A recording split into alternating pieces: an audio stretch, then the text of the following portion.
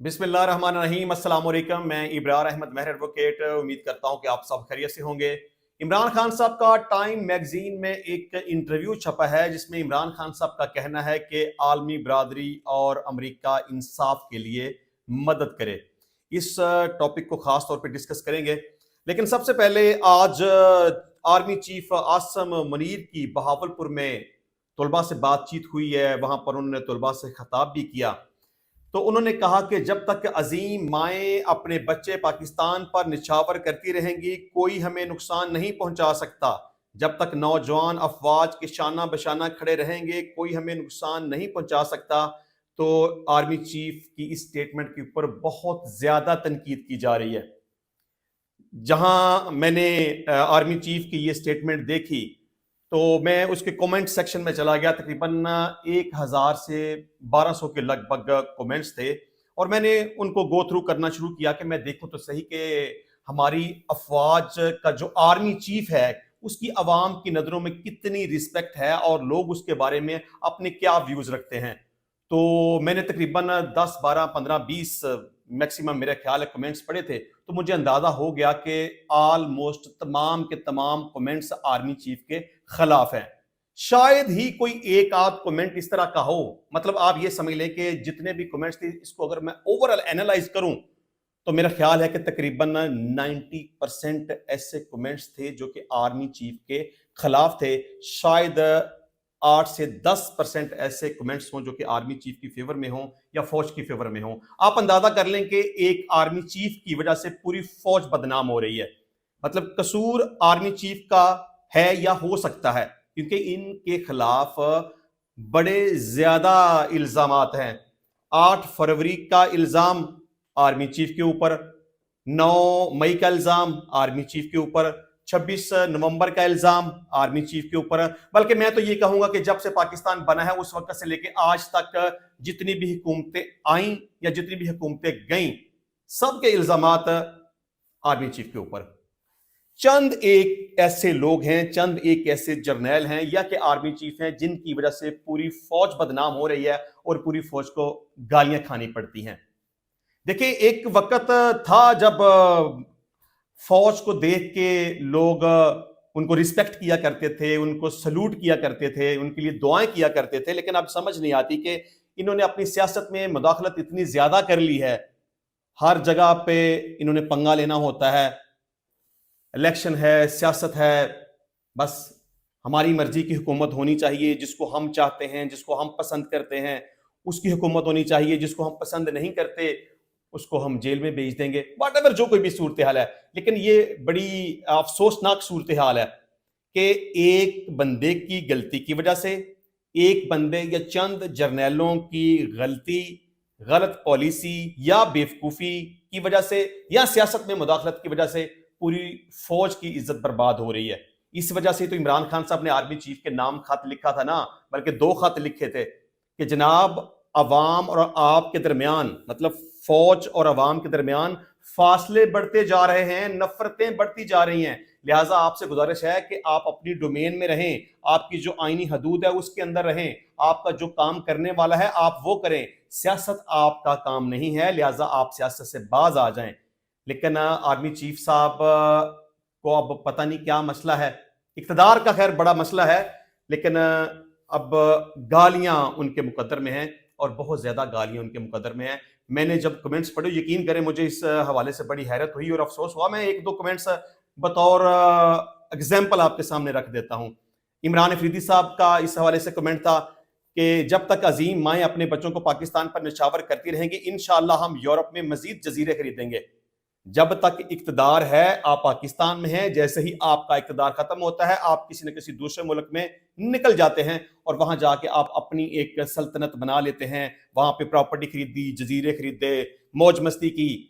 आप में इतनी हिम्मत नहीं होती कि आप अवाम को फेस कर सके।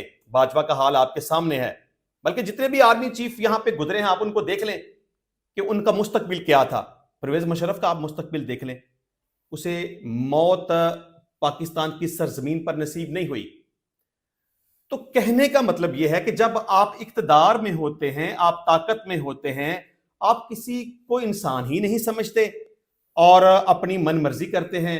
جس کا ری ایکشن آتا ہے کہ عوام آپ کے خلاف ہو جاتی ہے، عوام آپ سے نفرت کرنا شروع کر دیتی ہے، عوام آپ کے خلاف بولنا شروع کر دیتی ہے، اور آپ عوام کو چپ کرانے کے لیے طاقت کا استعمال کرتے ہیں. لیکن آپ طاقت کے استعمال سے وقتی طور پر تو کسی کو چپ کرا سکتے ہیں، لیکن کسی کی سوچ تبدیل نہیں کر سکتے. اور جیسے ہی آپ کا اقتدار ختم ہوتا ہے اور آپ پاکستان چھوڑ کر یہاں سے چلے جاتے ہیں، اور پھر آپ عوام کو فیس نہیں کرتے، کیونکہ آپ کو پتا ہوتا ہے کہ ہم نے جو کیا ہے عوام کے سامنے آئیں گے تو گالیاں پڑیں گی. اچھا، ایک محمد عارف سلیم صاحب کا کمنٹ تھا، اور ہم جرنیلوں کے دوسرے ممالک میں بڑے بڑے فارم بنتے رہیں گے. اجاز خان نیازی صاحب نے کمنٹ کیا کہ خدا یہ سعادت تمہاری ماں کو جلد نصیب کرے، آمین.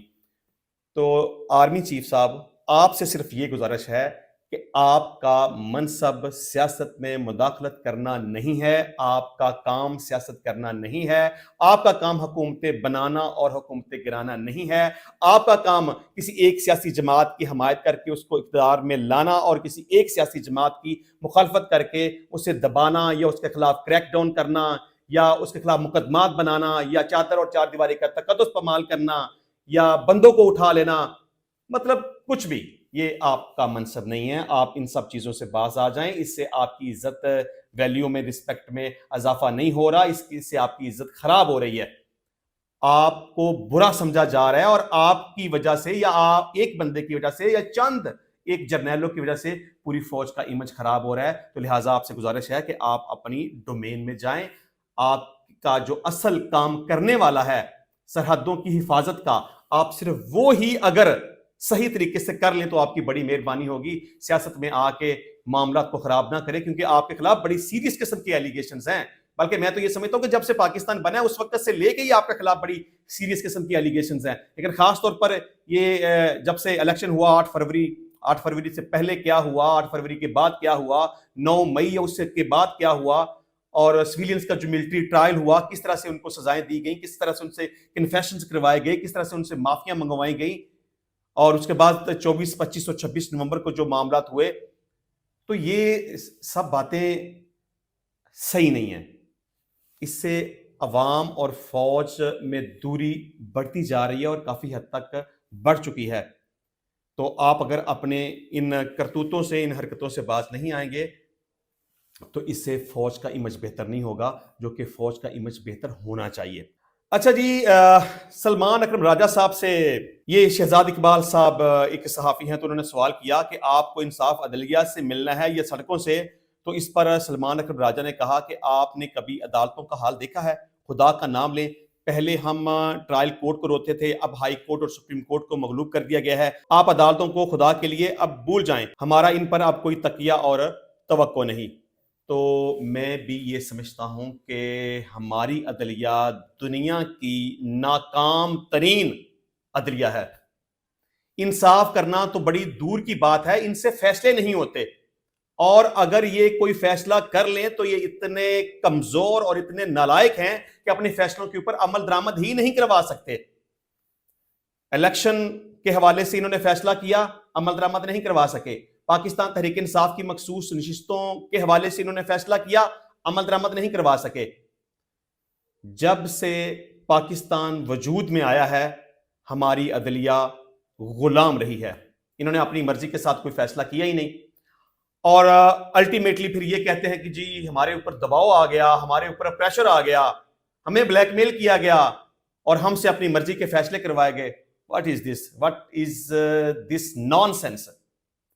کہ آپ اتنے بڑے منصب کے اوپر بیٹھ کے، اور آپ کی ڈیوٹی اور ذمہ داری یہ ہے کہ آپ نے انصاف مہیا کرنا ہے، لیکن آپ انصاف کرتے ہی نہیں ہیں، آپ فیصلے ہی نہیں کرتے. بلکہ فیصلے کیا کرنے ہیں آپ نے؟ اگر آپ بر وقت فیصلے کرتے ہوتے تو لاہور ہائی کورٹ میں ایک بندہ خود کو آگ لگا کر نہ مر جاتا. وہ دراصل آپ کے فرسودہ نظام کے سرے چڑھ کے مر گیا ہے. یہ اس بندے کی موت نہیں ہوئی ہے، یہ عدلیہ کی موت ہوئی ہے، یہ ججز کی موت ہوئی ہے.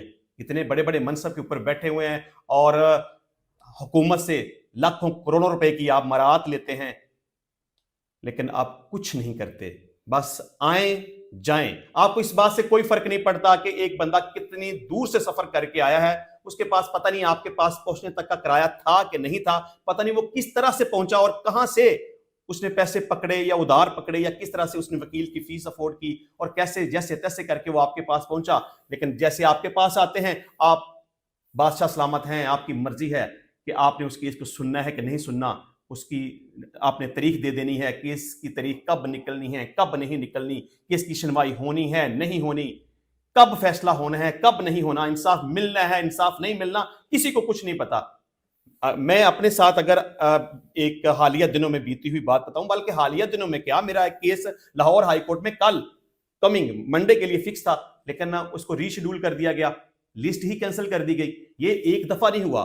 आप इंसाफ का अंदाजा कर लें कि ये हमारी अदलिया, हमारे जजेस किस तरह से इंसाफ कर रहे हैं कि एक बंदा बुजुर्ग आदमी तकरीबन आई थिंक के उसकी उम्र तकरीबन 65 साल के लगभग है, उससे अलेज किया गया कि 560 ग्राम चरस की रिकवरी हुई है। तो ट्रायल कोर्ट ने उसे 5 साल कैद बामुशक्कत और जुर्माने की सजा सुना दी। ये फैसला गलत था और इंतहाई गलत था। चलें खैर, इसके खिलाफ लाहौर हाई कोर्ट में अपील फाइल की गई, वक्त गुजरता गया और तकरीबन आज 15 महीने से ज्यादा का वक्त गुजर चुका है, अभी तक उसकी अपील की समाअत ही नहीं हो रही। चले, इस केस का ट्रायल तो मैंने नहीं किया था, लेकिन मुझे इस बात के ऊपर बड़ी हैरत थी कि सिर्फ 560 ग्राम चरस की रिकवरी में एक बंदे को 5 साल कैद की सजा सुना दी गई है और वो बंदा 15 महीनों से जेल के अंदर मौजूद है और उसकी अपील की समाअत ही नहीं हो रही। ये मेरे लिए बड़ी हैरत की बात थी। चले, मैंने अपील में वकालतनामा जमा करवाया, तो अब अपील को फिक्स किस तरह से करवाएं। यहां हमारा जिस तरह से ये निजाम है, मेरे ख्याल तकरीबन 4 साल ये पीछे भी चल रहे हैं, 2025 चल रहा है, लेकिन ये केसेस जिनकी ये समाअत कर रहे हैं वो तकरीबन 2022 के केसेस की समाअत कर रहे हैं। मतलब कि अमले को इस बात की इजाजत ही नहीं है कि वो 2022 के बाद कि जो अपीलें उनके पास पड़ी हुई हैं उनको फिक्स कर सके। चले खैर, मैंने सोचा कि अब काफी ज्यादा टाइम गुजर चुका है तो इस बंदे की रिहाई तो अब होनी चाहिए। मैंने under section 426 criminal procedure code के तहत सस्पेंशन ऑफ सेंटेंस के हवाले से एक पिटीशन फाइल कर दी। अब सस्पेंशन ऑफ सेंटेंस क्या है कि अगर एक बंदा जेल के अंदर मौजूद है और उसे सजा हो चुकी है और अगर उसकी सजा 7 साल तक है, मतलब 7 साल से ज्यादा नहीं है, और 1 साल तक उसके केस की समाअत नहीं हुई, मतलब उसकी अपील की समाअत नहीं हुई, तो उसको छोड़ दिया जाए, उसकी जमानत मंजूर करके उसे रिहा कर दिया जाए। मतलब अगर अपील बर वक्त समाअत नहीं होती तो उसे रिहा कर दिया जाए। अब उस बंदे को जेल में तकरीबन 14-15 महीने गुजर चुके थे, तो मैंने 426 के तहत एक पिटीशन हाई कोर्ट में जमा करवा दी।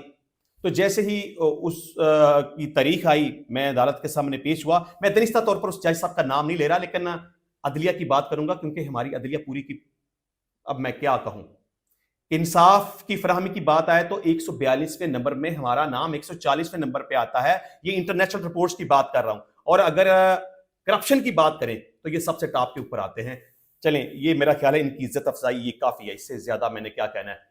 जस्टिस साहब के सामने मैं पेश हुआ, मैंने उनसे रिक्वेस्ट की कि जनाब ये एक केस है, बिल्कुल थोड़ी सी इस बंदे को सजा हुई है, तो साल से ज्यादा इस बंदे को जेल में हो गया है, तो आप शफकत करें, मेहरबानी फरमाएं, इसकी अपील की समाअत कर लें। तो जस्टिस साहब ने कहा कि ठीक है जी, 426 की पिटीशन आप विड्रा कर लें, मैं इसकी अपील फिक्स कर देता हूं। तो उन्होंने अपील फिक्स की 2 महीने के बाद, यानी कि आप ये समझ लें कि 15 जनवरी 2025 को उन्होंने अपील फिक्स कर दी। मैंने रिक्वेस्ट की कि जनाब आप ये बहुत लंबी डेट दे रहे हैं, थोड़ी सी मेहरबानी करें, डेट थोड़ी छोटी दे दें। उन्होंने कहा नहीं जी कोई बात नहीं, ये हो गया वो हो गया, आप आए 15 जनवरी को आपकी अपील पे समाअत कर लेंगे। अच्छा, 15 जनवरी आने से तकरीबन 2 दिन पहले पता चला कि वो लिस्ट ही कैंसिल हो गई है। दोबारा से कोशिश की कि किसी तरीके से वो अपील फिक्स हो जाए, लेकिन ऐसा मुमकिन नहीं हो सका। मतलब कि एक दफा लिस्ट उन्होंने कैंसिल कर दी है तो दोबारा से उन्होंने लिस्ट लगाई कोई नहीं। चले, मेरे पास और कोई हल नहीं था, मैंने दोबारा से फिर वही सस्पेंशन ऑफ सेंटेंस की एक पिटीशन फाइल की। तो दोबारा से मैंने रिक्वेस्ट की कि जनाब इसमें आप शफकत करें, मेहरबानी करें, इसकी अपील की समाअत कर लें। बंदे को अब काफी लंबा अरसा गुजर चुका है, 14-15 महीने हो गए हैं और बिल्कुल थोड़ी सी इसको सजा हुई है 5 साल की। तो 426 तो ये कहती है कि अगर 1 साल तक अपील की समाअत ना हो तो बंदे को छोड़ देना चाहिए। تو انہوں نے کہا کہ چلیں ٹھیک ہے، پھر آپ اس طرح کرتے ہیں کہ آپ کی اپیل کو فکس کر لیتے ہیں، آپ یہ 426 کی پٹیشن جو ہے سسپینشن آف سینٹینس کے حوالے سے، اس کو آپ وڈرا کر لیں۔ چلیے جی، میں نے اس کو پھر وڈرا کر لیا اور کل کے لیے یعنی کہ منڈے کے لیے اس کو فکس کر دیا گیا۔ میں نے سوچا کہ چلیں یار شکر ہے، وہ بیچارے غریب لوگ ہیں، کہاں سے اتنا لمبا سفر کر کے لاہور میں پہنچتے ہیں، تو اللہ کرے کہ سوموار کو ان کی اپیل کی سماعت ہو جائے۔ تو میں بڑا کانفیڈنٹ تھا کہ اس بندے کی رہائی ہو جائے گی، لیکن آج مجھے میسج ملا کہ جی وہ ریشیڈول ہو گیا، وہ لسٹ کینسل ہو گئی ہے۔ آپ اندازہ کر لیں کہ ایک بالکل چھوٹے سے معمولی سے کیس میں ایک بزرگ کو اور ایک غریب آدمی کو جیل میں 15-16 مہینے گزر چکے ہیں اور ابھی تک اس کی اپیل کی سماعت نہیں ہو رہی۔ میں 2 دفعہ اس میں سی ایم فائل کر چکا ہوں، لیکن ابھی تک مجھے اس کا کوئی فائدہ نہیں ہوا۔ اب ری شیڈول ہو گئی ہے، اللہ خیر کرے اس اپیل نے کبھی فکس ہونے کو نہیں، مجھے دوبارہ سے سی ایم فائل کرنی پڑے گی، پھر دیکھیں گے اس کیس کا کیا فیصلہ ہوتا ہے۔ تو افسوسناک صورتحال یہ ہے، بلکہ میں تو کہتا ہوں کہ میرے پاس کوئی الفاظ نہیں ہے۔ ان کو بس شرم آنی چاہیے، ان کو چلو بھر پانی میں ڈوب مرنا چاہیے، ان کو اپنے گریبان میں جان کے تھوڑی شرم محسوس کرنی چاہیے کہ ہم کس لیے اس کرسی کے اوپر بیٹھے ہوئے ہیں، ہمارا منصب کیا ہے، ہمارا کام کیا ہے، ہماری جاب کیا ہے۔ ہمارا کام لوگوں کے لیے سہولت مہیا کرنا ہے، لیکن سہولت مہیا کرنا تو بڑی دور کی بات ہے، انہوں نے ٹھیکہ اٹھایا ہوا اس بات کا کہ ہم نے لوگوں کو ذلیل کرنا ہے۔ اس کا کیا نتیجہ نکلا؟ وہ ایک بندہ خود کو آگ لگا کے مر گیا۔ اس بندے کا مرنا سوسائڈ نہیں ہے، اس بندے کا مرنا قتل ہے، اور اس بندے کا قتل ہماری عدلیہ نے کیا ہے، اور ہماری عدلیہ کے خلاف ایف آئی آر کا اندراج ہونا چاہیے۔ اچھا جی، اس کے علاوہ شیر افضل مروت صاحب نے ایک نیا کٹا کھول دیا ہے۔ وہ کہتے ہیں میرا گلہ اب عمران خان سے ہے، میں نے کہا تھا پارٹی کو فین کلب مت بنائیں، فارم 47 پر لوگ ادھر ہی نہیں ہیں، ہماری پارٹی میں بھی فارم 47 کے لوگ بیٹھے ہوئے ہیں۔ چلیں، انہوں نے سب سے پہلا گلہ عمران خان صاحب کے اوپر کروا دیا۔ ان کی جو حرکتیں ہیں، ان کی جو کرتوتیں ہیں، ان کے جو معاملات ہیں، ان کی جو زبان ہے، ان کا جو رویہ ہے، اسی وجہ سے ان کو پارٹی سے باہر نکالا گیا تھا، اور اب بھی ان کا رویہ ٹھیک نہیں ہے۔ بلکہ کچھ دن پہلے تو انہوں نے یہ کہا تھا کہ مجھے غلط طور پر پارٹی سے باہر نکالا گیا ہے، اب پاکستان تحریک انصاف کو مجھ سے معافی مانگنی چاہیے۔ تو پاکستان تحریک انصاف کون ہے؟ عمران خان۔ ان کو پارٹی سے کس نے نکالا؟ عمران خان نے۔ تو پھر ان سے معافی کس کو مانگنی چاہیے؟ عمران خان کو۔ تو عمران خان کا تو باپ بھی معافی نہیں مانگتا، وہ تو چیف آف آرمی سٹاف سے معافی نہ مانگے، وہ تو اسٹیبلشمنٹ سے معافی نہ مانگے، وہ تو حکومت سے معافی نہ مانگے، وہ تو دنیا کے کسی بندے سے معافی نہ مانگے، تو شیر افضل مروت کی کیا اوقات ہے؟ تو اب یہ کہتا ہے نا کہ فارم 47 کے لوگ صرف ادھر ہی نہیں ہیں، مطلب کہ پاکستان تحریک انصاف میں بھی فارم 47 کے لوگ ہیں۔ تو یہ بات اب اس کو یاد آئی ہے، اس حکومت کو بنے ہوئے، مطلب کہ الیکشن کو ہوئے 8 فروری 2024 کو الیکشن ہوا تھا، تو آپ اندازہ کر لیں کہ 1 سال سے زائد کا وقت گزر چکا ہے۔ اس وقت تک تو شیر افضل مروت صاحب کے منہ سے یہ بات نہیں نکلی، تو اب یہ کہتا ہے کہ فارم 47 کے لوگ صرف ادھر ہی نہیں ہیں، ادھر بھی ہیں۔ خیر، اچھا جی، اس کے علاوہ عمران خان صاحب کے حوالے سے بات کریں گے کہ انہوں نے ٹائم میگزین میں ایک آرٹیکل لکھا ہے، تو انہوں نے امریکہ سے بھی مدد کی اپیل کی ہے۔ اچھا، یہاں پر مجھے ایک بات کی سمجھ نہیں آتی کہ عمران خان صاحب آرٹیکل کیسے لکھ لیتے ہیں، عمران خان صاحب خط کیسے لکھ لیتے ہیں، عمران خان صاحب اپنا ایکس اکاؤنٹ کیسے چلا لیتے ہیں۔ یہ بات میری سمجھ سے باہر ہے۔ عمران خان صاحب جیل کے اندر موجود ہیں، ان کی سخت سیکیورٹی ہے، ان کے پاس پیپر اور پینسل تک نہیں ہوتی، اور جیل انتظامیہ کی مرضی کے بغیر کوئی بندہ ان سے مل نہیں سکتا، جیل انتظامیہ کی مرضی کے بغیر کوئی آرٹیکل باہر نکل نہیں سکتا، جیل انتظامیہ کی مرضی کے بغیر ان سے کوئی مل نہیں سکتا، اور جیل انتظامیہ کی مرضی کے بغیر کوئی خط باہر جا نہیں سکتا، کوئی صحافی ان سے نہیں مل سکتا۔ تو پھر پتہ نہیں وہ کیسے انٹرویو بھی دے دیتے ہیں، کیسے ان کا ایکس اکاؤنٹ بھی چل جاتا ہے، اور ان کا ایکس اکاؤنٹ پاکستان سے باہر بیٹھا کوئی بھی بندہ جو آپریٹ کر رہا ہے وہ وہاں پہ پوسٹ لگاتا ہے، اور عمران خان صاحب اس کو کبھی بھی ڈینائی نہیں کرتے، اور انٹرنیشنل میگزین میں ان کے آرٹیکل بھی چھپتے ہیں۔ وہ کیسے چھپتے ہیں اس بات کو میں سمجھنے سے قاصر ہوں، لیکن ٹائم میگزین میں ایک آرٹیکل چھپا، وہ میں آپ کے سامنے رکھتا ہوں۔ پاکستان تحریک انصاف کے بانی عمران خان نے عالمی برادری بالخصوص امریکہ سے اپیل کی ہے کہ وہ جمہوریت، انسانی حقوق، علاقائی استحکام اور انصاف کی فراہمی کے لیے مدد کریں۔ اس کو ڈان نیوز نے رپورٹ کیا، میں آپ کے سامنے رکھتا ہوں۔ ٹائم میگزین میں اپنے نام سے شائع ہونے والے ایک مضمون میں جیل میں قید سابق وزیر اعظم نے امریکی صدر ڈونلڈ ٹرمپ کو ان کی سیاسی واپسی پر مبارکباد دی اور اس امید کا اظہار کیا ہے کہ امریکہ پاکستان کے ساتھ اقتصادی شراکت داری کو فروغ دینے، استحکام کو فروغ دینے، تنازعات اور انتہا پسندی کا باعث بننے والے حالات کی روک تھام کے لیے کام کرے گا۔